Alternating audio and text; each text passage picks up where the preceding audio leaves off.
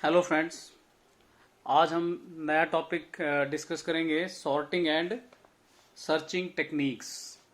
Page number 22 जो मैंने आपको हैंड रिटन नोट्स ये इस तरह के दे रखे हैं, उसमें पेज नंबर 22 पे। और हमारा जो टॉपिक है सॉर्टिंग एंड सर्चिंग टेक्निक्स।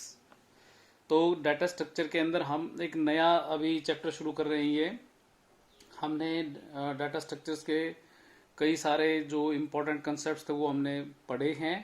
अब उन सभी कंसेप्ट्स को हम थोड़ा सा यूज़ करेंगे और साथ में हम ये देखेंगे कि किस तरह से हम उसको एफिशिएंटली हम उस जो स्ट्रक्चर में से हम इंफॉर्मेशन को निकाल सकते हैं।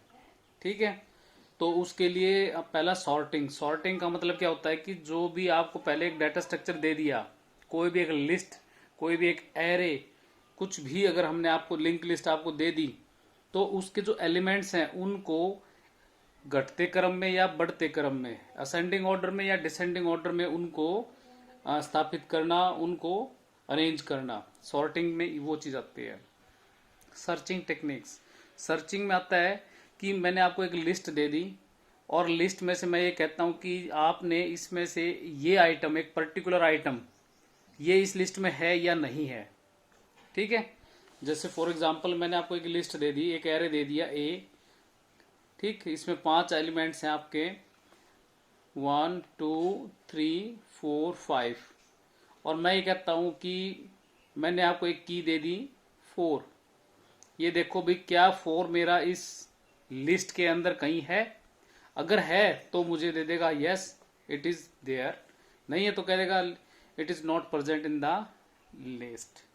दूसरा ये भी हो सकता है कि मैं कहूं इसमें सर्च करो और इसके अंदर है तो इसकी पोजीशन बताओ। तो ये क्या करेगा, इस एलिमेंट को इससे कंपेयर करेगा, इससे कंपेयर करेगा, इससे कंपेयर करेगा, इससे कंपेयर करेगा, इसको यहां पे मिलेगा। यहां पे इसको जैसे मिलेगा, मेरे को मैसेज मिलेगा yes item is in the list and it is at position 0 1 2 3। कौन सी पोजीशन पे है वो? थर्ड पोजीशन पे है। ठीक है।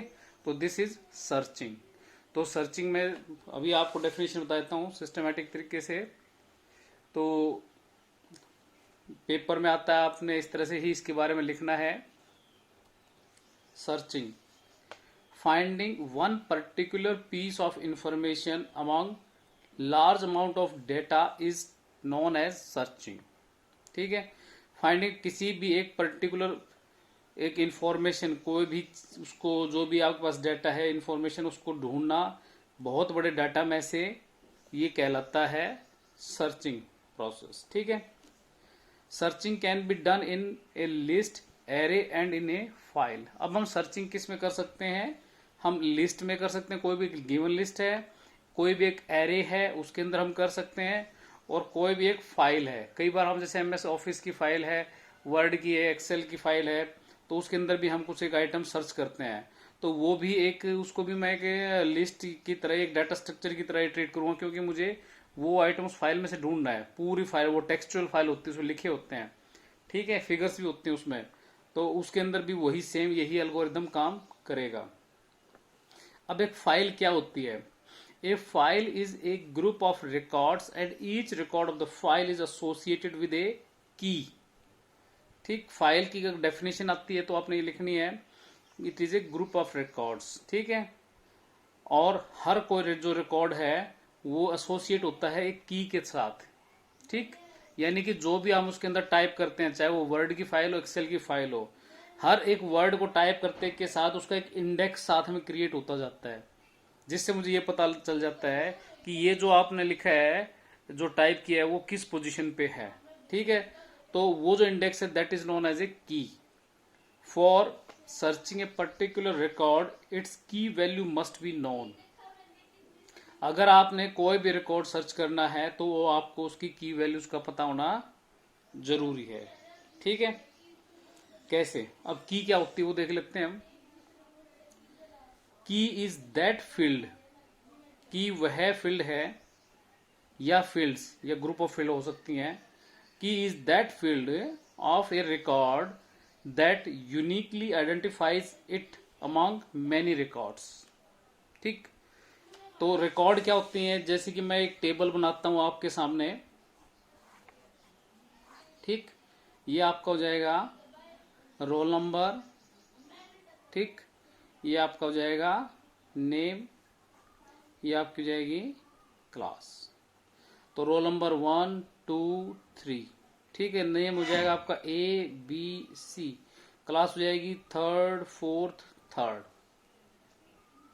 ठीक है।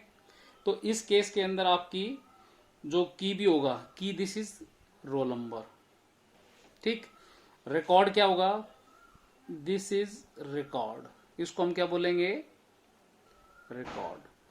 कि एक पर्टिकुलर आइटम जो भी की वैल्यू है उसके पूरी जो डिटेल होती है दैट इज ए रिकॉर्ड, उसमें उसका नाम, उसकी क्लास। और ये जो हमने एक ये ली है दिस इज ए फील्ड, इसको हम क्या बोलेंगे, फील्ड, ठीक है। तो ये जो फील्ड होती है, अब जो की होती है वो एक फील्ड से भी हम आइडेंटिफाई कर सकते हैं, लेकिन हमारे पास ज़्यादा अगर डाटा कॉम्प्लेक्स है तो मैं इसको और इसको, नेम है, नेम और इसके अलावा मान लो और भी कोई आइटम है, ठीक है, कॉलम कॉलम है, तो मैं इन दोनों को जोड़ के फिर मैं की क्रिएट कर सकता हूँ। और ऐसे 2 और 3 कितने भी कॉलम में, कितना जितना भी मेरा बड़ा टेबल होगा, कई इतने बड़े बड़े टेबल्स होते हैं कि हमें मल्टी मतलब फील्ड्स लेनी पड़ती हैं उनको यूनिकली आइडेंटिफाई करने के लिए, तो वो भी हम की उसको भी हम की बोलेंगे, ठीक है। तो इसमें की, इसको हम बोल देते हैं प्राइमरी की, जो यूनिकली आइडेंटिफाई करती है। की भी कैसी है, प्राइमरी की, वो एक भी हो सकती है, 2 फील्ड्स को मिला के भी हो सकती है, 3 को भी हो सकती है। इसकी डेफिनेशन क्या है कि जो इस पूरे रिकॉर्ड को, इन पूरे रिकॉर्ड्स में से जितने भी रिकॉर्ड्स, ये रिकॉर्ड्स हजारों लाखों हो सकते हैं, उनमें से यूनिकली आइडेंटिफाई करे, दैट इज ए की। अब वही चीज मैंने यहाँ पे लिखी हुई है, देखिए इसमें आप, की is that fields of A record that uniquely identifies it among many records, ठीक है। अब होती है इंटरनल की और एक होती है एक्सटर्नल की। अब इंटरनल की क्या होती है, if a key lies within the record then it is known as internal key. जैसे मैंने एक टेबल बनाया, उसमें एक फील्ड मैंने ली रोल नंबर, फिर नेम और फादर नेम। तो रोल नंबर हर बच्चे का यूनिक होता है, किसी भी संस्था के अंदर किसी भी 2 बच्चे का रोल नंबर सिंगल नहीं होगा, मतलब कॉमन नहीं होगा। तो दिस इज एन इंटरनल की, यानी कि जो मैंने फील्ड ले रखी उन्हीं में से एक को मैंने एक अपने की आइडेंटिफाई किया है, that is internal key. External key क्या होगी, keys table is separate and having pointer to the record, it contains the address of record, such key is known as external की। अब एक टेबल मेरे पास ये होता है कई बार, तो कई बार की के लिए मैं एक अलग से टेबल बना लेता हूं, ठीक है, राइट। और उस टेबल से मैं इसमें एक पॉइंटर सेट करता हूं, इसकी और इसकी मैपिंग करा के। अब मैंने इंफॉर्मेशन इसमें से उठानी है, ठीक, लेकिन मैं ऑपरेशन इसके ऊपर लगाऊंगा मैं सर्चिंग का, ठीक। जैसे जो भी रोल नंबर आएगा वो कोरस्पॉन्डिंग डिटेल यहां से उठेगी, ठीक। मेन जो डिटेल है उसकी, किसी भी एम्प्लॉय की, किसी भी स्टूडेंट की, वो इस टेबल के अंदर है, ठीक।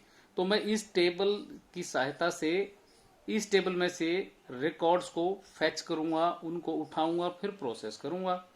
तो जिसके अंदर ये अलग से एक की का टेबल होता है उसको हम बोलते हैं एक्सटर्नल कीज, ठीक है। तो keys table is separate and having pointer to records, point, this is the pointer to record, it contains the address of record. ये क्या करता है, इट कंटेन्स द एड्रेस, इसका एड्रेस इसके अंदर आएगा, ठीक है। Such keys known external keys.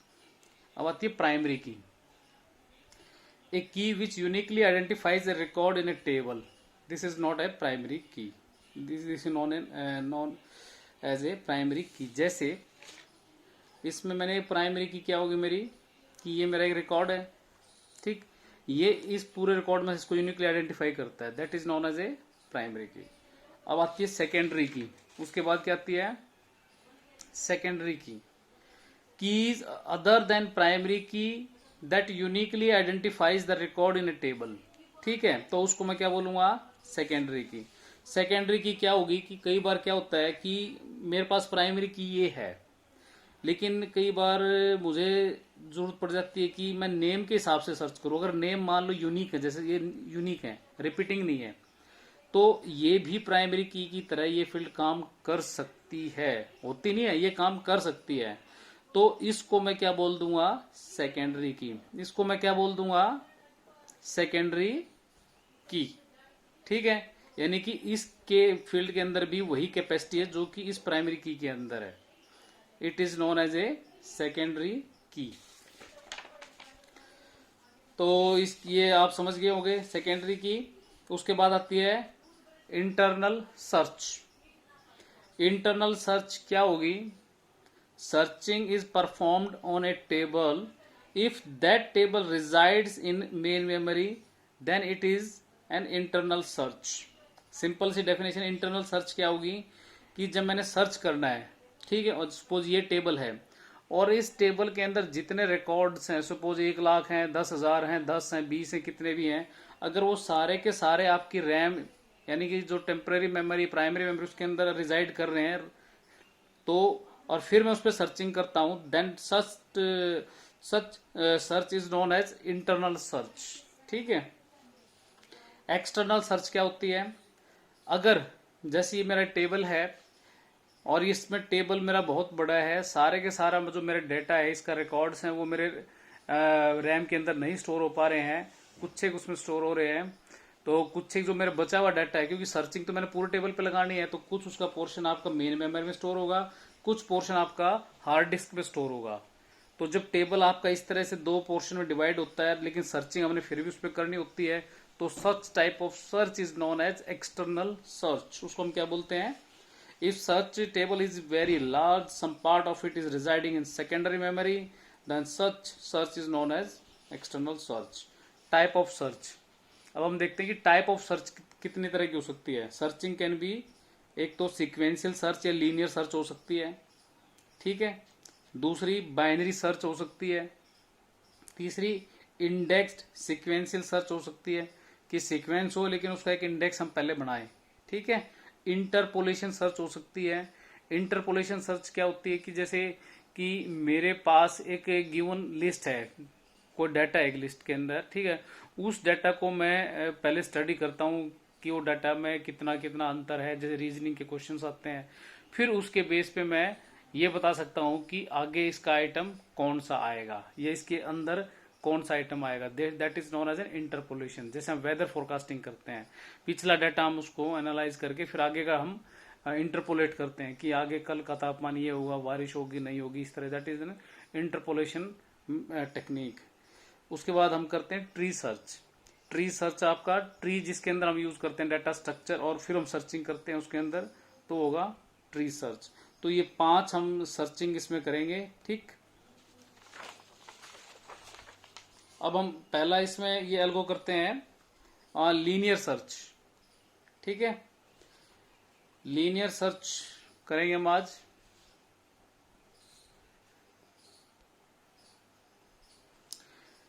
Linear search क्या होता है? हियर की value is compared sequential with each element of an array, ठीक।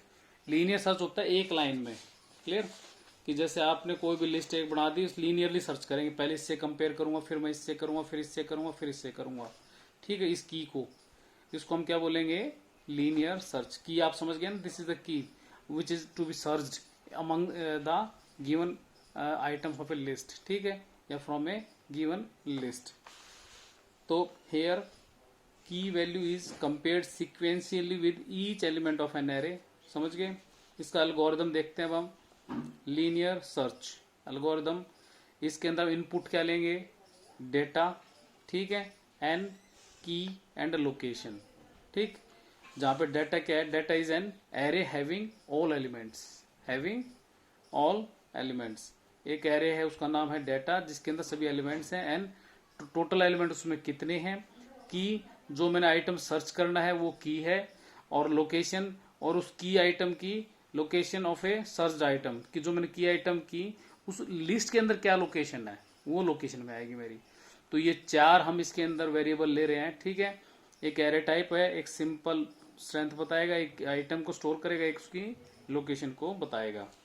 हर एल्गोरिथम को हम ऐसे ही करते हैं, इनपुट लेते हैं, वेरिएबल्स लेते हैं, डिफाइन करते हैं, फिर उनके ऊपर हम ऑपरेशंस लगाते हैं। This algorithm deals in searching of the location of key item. If location equal to null then search is unsuccessful. अगर मान लो लोकेशन कुछ आती नहीं है, नल हो जाती है, then search is unsuccessful. Simple सी लॉजिक है ये। अब हम स्टेप बाय स्टेप इसको एक बार देख लेते हैं। पहला स्टेप 1, रीड की वैल्यू। ठीक है, की आइटम जो भी मेरा एंड कितने आइटम है मेरे वो हम रीड करेंगे। फिर इसके अंदर एक हम फ्लैग वेरिएबल लेंगे, set flag is equal to 0। ठीक, ये मुझे बताएगा कि मुझे आइटम उसमें मिला या नहीं मिला। ठीक है, अगर फ्लैग 0 है तो इसका मतलब मुझे नहीं मिला, अगर ये 1 हो गया तो मुझे मिल गया। इसीलिए शुरू में मुझे एक फ्लैग वेरिएबल को 0 से इनिशियलाइज करना पड़ता है, उसको सेट करना पड़ता है। फिर हम एक फॉर लूप लगाएंगे, for i equal to 0 to n-1 do. ठीक, ये सिंटैक्स नहीं है, ये हम एल्गोरिथम लिख रहे हैं तो सिंपल एक इंग्लिश लाइक स्टेटमेंट है। फॉर आई इक्वल टू, आई चलेगा आपका 0 से n-1। क्यों n-1 तक? क्यों? क्योंकि जो टोटल आइटम होता है एरे के अंदर वो कितने होते हैं? n, तो ये n-1 तक चलेगा। आपने क्या करना है? डू, फिर कंपेयर करना है कि जो मेरा डी आई है, आई पहले 0 है तो डी 0 पहला आइटम उस लिस्ट का, क्या वो मेरा की वैल्यू से मैच कर रहे हैं? ठीक है, अगर वो दोनों इक्वल हैं then write the required element is at ith position. इसमें आर लिखा है मैंने, इसको आई कर लें, is at ith position. Screen पे इस तरह लिखा आएगा, फ्लैग इक्वल टू 1, और फ्लैग को मैं क्या सेट कर दूंगा? 1। जैसे मुझे आइटम मिलेगा, अगर वो मुझे नहीं मिलेगा तो it will keeps on repeating. ठीक है, 1 0 के लिए, 1 के लिए, 2 के लिए, 3 अप टू n-1। जैसे मेरे को मिलेगा तो मैं यहाँ पे आई का जो फ्लैग है उसको सेट कर दूंगा और यहाँ पे रिटर्न कर दूंगा। रिटर्न क्या होगा? फंक्शन की वैल्यू। ठीक है, कि इसकी जो रीड फंक्शन मैंने क्रिएट किया है इसमें, तो इसकी हमारी जो वैल्यू होगी वो आपकी, सॉरी रीड फंक्शन नहीं है, रीड ये स्टेप्स लिखे मैंने। फंक्शन का नाम हम देंगे लीनियर सर्च। फंक्शन का क्या नाम देंगे हम? Linear search. तो लीनियर फंक्शन जो होगा वो रिटर्न कर देगा वैल्यू को। ठीक, इसके बाद end if flag equal to 0, अगर फ्लैग 0 है, ठीक है, मान लो ये सक्सेसफुल नहीं हो पाता, कोई भी आइटम नहीं मिलता है, then it will end the for statement. For statement end होने के बाद हम किस पे आ जाएंगे? इफ फ्लैग इक्वल टू 0, अगर फ्लैग 0 है, ठीक है, देन हम क्या रिटर्न करेंगे? Right elements not found in a table, कि हमें एलिमेंट टेबल में नहीं मिला। And if and return that element is not found. ठीक, तो ये आपका एक एल्गोरिदम है। अब हम इसी का एक प्रोग्राम करते हैं। ठीक है, प्रोग्राम के बाद हम इसकी कॉम्प्लेक्सिटी भी करेंगे। ठीक है, this is the simple program. Input हमने ले ली, लेट A5 एक मैंने एरे ले लिया, ये उसमें मैंने एलिमेंट्स ले लिए, ये उसके इंडेक्सेस हैं, और इसके अंदर की वैल्यू क्या है मेरी? 30। की वैल्यू मैंने क्या ले ली? 30, जो मैंने इसमें सर्च करने की है कि नहीं है। तो इसके मैंने प्रोग्राम, सिंपल प्रोग्राम है, आप इसको अच्छी तरह से प्रैक्टिस कर लें। पेपर में भी ऐसे ही लिखना है अपने।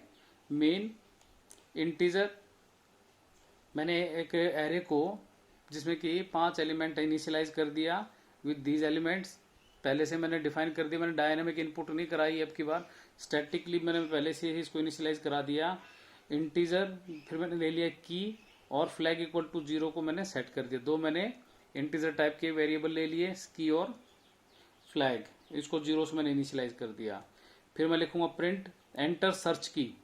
ठीक, एंटर सर्च की मतलब आइटम टू बी सर्च, जिसको मैंने सर्च करना है उसकी वैल्यू यहाँ पे आ जाएगी 30। ठीक है, ये इसके अंदर की के अंदर आ जाएगी।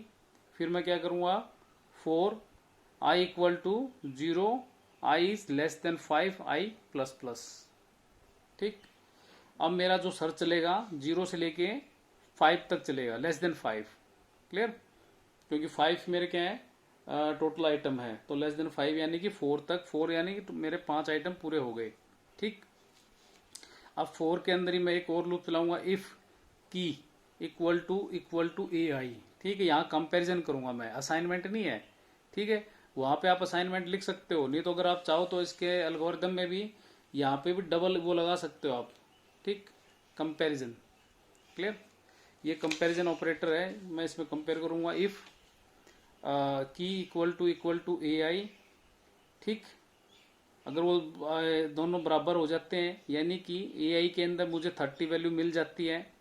ठीक है, पहले 0 A0 पे को कंपेयर करेगा, यानी कि 10 को कंपेयर करेगा 30 के साथ, फिर 20 को कंपेयर करेगा 30 के साथ, फिर 30 को करेगा कंपेयर 30 के साथ। जैसे इसको ये मिलेगा तो यहाँ पे आएगा फ्लैग इक्वल टू 1। फ्लैग को मैंने क्या कर दिया, सेट कर दिया 1 पे एंड ब्रेक स्टेटमेंट, और कंट्रोल यहाँ से ब्रेक हो जाएगा, यानी कि फोर लूप इससे आगे नहीं चलेगी और वो एग्जिट कर जाएगा। यानी कि ये फोर लूप आइटम को एक बार ही सर्च करेगी, ठीक है, सेकेंड टाइम नहीं करेगी।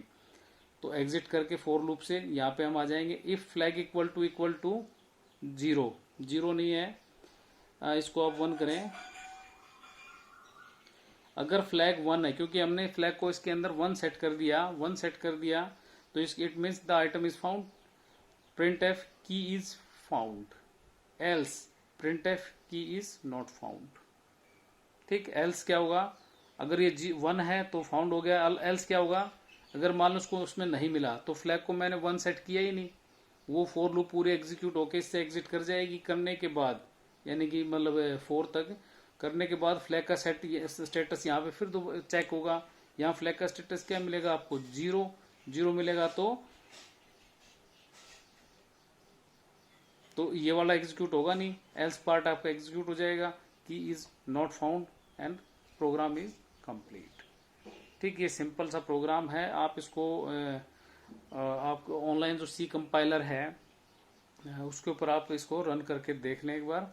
फिर हम देखते हैं इसकी कॉम्प्लेक्सिटी। जितने भी हम इसमें एल्गोरिदम आगे सर्चिंग के पढ़ेंगे, हर एक में उसकी कॉम्प्लेक्सिटी को हम जरूर पढ़ेंगे। ठीक है, तो कॉम्प्लेक्सिटी क्या होती है एंड एफिशिएंसी, की जो हमने एल्गोरिदम पढ़ा है उसके अंदर हमने जो डेटा लिया है उसमें उसको सर्च करने के लिए मुझे कितने कंपैरिजंस, कितनी रिप्लेसमेंट्स करनी पड़ी हैं, वो सारी की सारी आपकी आएंगी कॉम्प्लेक्सिटी और एफिशिएंसी में। ठीक, तो मुझे कितने ऑपरेशंस करने पड़े देख लेते हैं। It depends on number of comparisons required to find the key element. ठीक, items can be found at first, second और last location. So the total number of searches for each position कितनी हो सकती है। अब इसके अंदर ये देखिए, मुझे आइटम इस पोजीशन में मिल जाए, पहली पे, दूसरी पे मिल जाए, तीसरी पे मिल जाए, चौथी मिल जाए और पांचवी पे मिल जाए। ठीक है, अगर मुझे पहली पे मिल गया तो 1 आ गया, total number of searches for each position. ठीक है, मैं हर केस को उसमें लेके चलूंगा मैं। अगर मुझे पहली पे मिल गया तो ये हो गया, अगर मुझे दूसरी पे मिल गया तो ये हो गया, तीसरी पे मिल गया तो ये हो गया। अगर मान लो ऐसे n आइटम्स हैं तो मुझे लास्ट में मिला वो तो n हो गया। ठीक, ये सारे केसेस को मैं लेके चलूंगा क्योंकि मैं कॉम्प्लेक्सिटी मेजर करनी है इसकी, और फिर मैं इनको जोड़ दूंगा तो मैं सम ऑफ n नेचुरल नंबर्स का फॉर्मूला क्या होता है, n इंटू n प्लस 1/2। तो इतनी मैंने सर्चेज की टोटल। ठीक है, इन एवरी केस। तो इसका मैं एवरेज केस निकालता हूं फिर मैं, तो ऑन एवरेज बेसिस मैंने कितने कंपैरिजन किया, ना तो मेरे पास पहले मिला मेरे को, ना लास्ट में मिला, ठीक है, बीच में कहीं मिला, तो उसके लिए मैं निकालूंगा एवरेज केस। तो एवरेज केस में क्या होगी मेरी कॉम्प्लेक्सिटी की this some divided by n। ठीक है, n से n काट के n प्लस 1/2, तो इसकी कॉम्प्लेक्सिटी क्या हो जाएगी, n plus 1/2 in worst case. ठीक है, वर्स्ट केस में इसकी क्या होगी, वर्स्ट केस क्या होगा इसका कि मुझे आखिर में मिला n। ठीक, जब मुझे आखिर में मिला ये लास्ट में आइटम, तो उसमें मेरा n हो गया, तो in worst case complexity is n। ठीक, फिर इसकी अगर कॉम्प्लेक्सिटी दोनों को मिला के अगर मैं इन जनरल इसको डिफाइन करता हूं तो कॉम्प्लेक्सिटी इसकी क्या बनेगी, big O n into log n। ठीक है, इन जनरल केस जो इसकी कॉम्प्लेक्सिटी बनेगी big O n into log n।